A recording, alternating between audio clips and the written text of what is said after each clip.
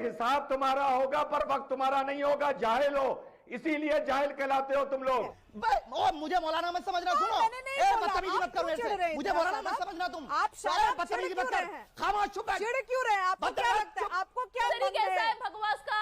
जैसे आपके लिए हिजाब कंपलसरी है, वैसे ही कुछ लोगों के लिए हमारे यहाँ रामनामी कंपलसरी। नमस्कार दोस्तों, स्वागत है आप सभी का न्यूज़ टुडे हिंदी की इस वीडियो में।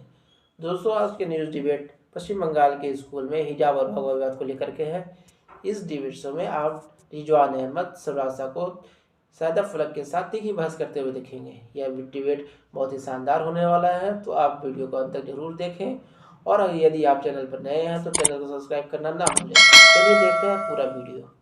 पश्चिम बंगाल के हावड़ा में हिजाब और भगवा स्कार्फ को लेकर बवाल हो गया और छात्रों के दो गुट आपस में इस मुद्दे पे भिड़ गए। हालात इतने बिगड़े कि रैपिड एक्शन फोर्स को वहां तैनात करना पड़ा। बताइए, उन लड़कियों के लिए शिक्षा ज्यादा महत्वपूर्ण है, ये हिजाब ज्यादा महत्वपूर्ण है? मैं आपसे पूछता हूं, आपकी नजर में क्या महत्वपूर्ण है? अमिश जी, जी मैडम, हिजाब का मतलब आपको पता है? अगर क्या आपको पता है? अगर आपको पता होता तो आप ये बातें नहीं बोलते। आप बोल रहे हो घर में पहन लो, कहीं भी पहन लो, स्कूल में मत पहनो। अरे हिजाब का मतलब ये है कि आप अपने बाल किसी भी नामहरम के सामने नहीं दिखा सकते। अगर आप स्कूल में कोई नामहरम है, कोई सर है, कोई कैंटीन वाले है, कोई भी हो, उनके सामने हम बाल नहीं दिखा सकते। इसलिए लड़कियां स्कूल कॉलेज में हिजाब पहन रही है। हिजाब का मतलब ये नहीं है ना कि एक टाइम पहनो, एक टाइम मत पहनो, कभी उतार दो, कभी पहनो, कभी मत पहनो।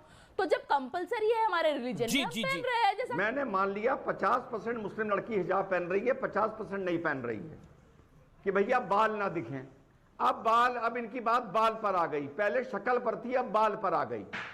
ठीक, तो यानी इनके कहने का मतलब यह है कि जो मुसलमान लड़कियां, हिंदू की छोड़ो, जो मुसलमान लड़कियां हिजाब नहीं पहन रही, या तो वो बेशरम है, या तो उनमें हया नहीं है, या उनके घर वालों को इस्लाम की तमीज नहीं है। मैं हिंदू लड़की की तो बात ही नहीं कर रहा। मैं इधर से कोई जवाब दूंगा तो बुरा मान जाओगी।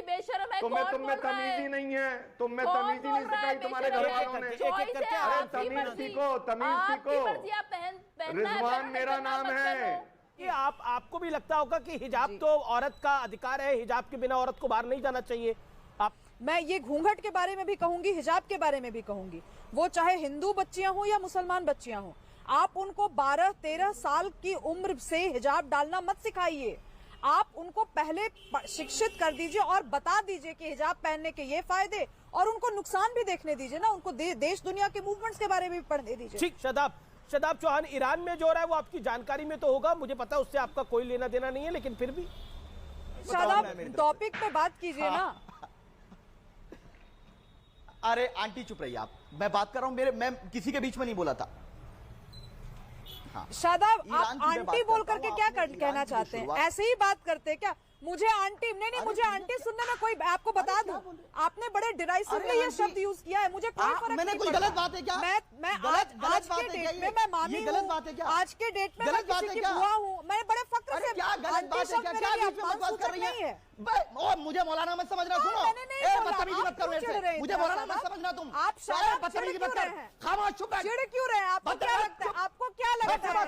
आपको क्या लगता है कि महिलाओं के लिए आंटी शब्द का प्रयोग कर देंगे? महिलाएं चुप होकर के आपसे कहेंगी कि अरे मेरी उम्र इतनी नहीं है कि मुझे आंटी मत बोलो।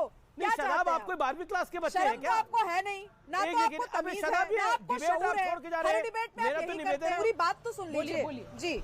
आज वेस्ट बंगाल में जो हुआ उसकी जानकारी तो है आपको, कि कुछ लड़कियां हिजाब पहन के गई, उसके विरोध में कुछ लड़के रामनामी पहन करके गए।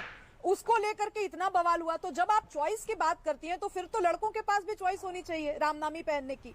अगर आप इतना व्यापक कर देंगी चॉइस का दायरा स्कूली एजुकेशन में, स्कूली शिक्षा में, अगर यूनिफॉर्म को धता बताते हुए लोग अपनी रिलीजियस आइडेंटिटी ओढ़ करके जाएंगे, तो फिर तो यूनिफॉर्म का कोई मतलब नहीं है ना शायदा जी। शास्त्रा जी, बंगाल में जो हुआ, बंगाल में हुआ, हिजाब पहन रहे लड़कियां, उससे तकलीफ है बच्चों को, इसलिए प्रोटेस्ट में भगवा स्कार्फ पहन कर आए। मतलब कंपैरिजन कैसा हो सकता है? आप हिजाब को भगवा स्कार्फ से कैसा कंपेयर कर सकते हैं? इसका कंपैरिजन कैसा है? क्या भगवा स्कार्फ हिंदू रिलीजन में पहनना कंपलसरी है? हिजाब तो पहनना कंपलसरी है। इतने सालों से तो लड़कियां हिजाब पहन रही है। भगवा स्कार्फ पहन के तो स्कूल नहीं जा सकते ना। कंपैरिजन कैसा कर सकते हो आप? आप जी जी अच्छा सायदा फलक एक चीज, एक छोटी बस एक सेकंड, सायदा फलक को मुझे लेके आने दीजिए। सायदा फलक, आपके जी। लिए औरत की आजादी ज्यादा महत्वपूर्ण है या हिजाब ज्यादा महत्वपूर्ण है या घूंघट ज्यादा महत्वपूर्ण है? मैं दोनों को शामिल कर लेता हूं। इसको धार्मिक मुद्दा क्यों बनाना?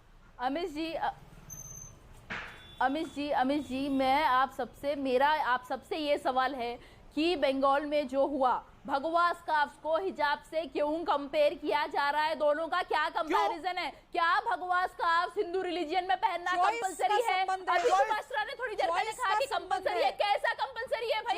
कंपलसरी कैसा है भगवा स्कार्फ? जैसे आपके लिए हिजाब कंपलसरी है, वैसे ही कुछ लोगों के लिए हमारे यहाँ रामनामी कंपलसरी हो सकता है। आप कंपेयर कैसा? चार लोग डिसाइड कर सकते हैं कि वो कंपलसरी है। को हम नहीं टोकते जैसे आपके यहाँ 4 लोगों ने डिसाइड किया। आपके सिंदूर को हम नहीं टोकते जब चिल्ला के बोलिएगा तो आपका पॉइंट थोड़ी स्ट्रांग हो जाएगा। Okay Rizwan Ahmed 30 seconds, make your point. Amish भाई, आप इन लोगों का आर्गुमेंट सुनिए। एक तो जाहिल बैठ के पता नहीं छोटा बड़ा वकील आंटी फांटी, इन लोगों के पास, जैसा शुभरास्ता ने बोला, लॉजिक इनके पास होती नहीं।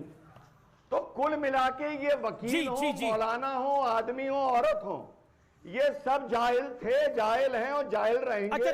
बस आज के लिए सिर्फ इतना ही। देखो हर बार तुम्हें बताना पड़ता है, अगर तुम लोग नए हो तो सब्सक्राइब करो, वो जो लाल वाला बटन है उसके बेस्ट फ्रेंड बने रहो या लवर, मुझे नहीं पता, बस क्लिक हो जाना चाहिए। दोस्तों वीडियो पसंद आया तो लाइक और शेयर जरूर करें और कमेंट करके हमें बताएं। मिलते हैं अगले वीडियो में, तब तक के लिए नमस्कार, जय हिंद।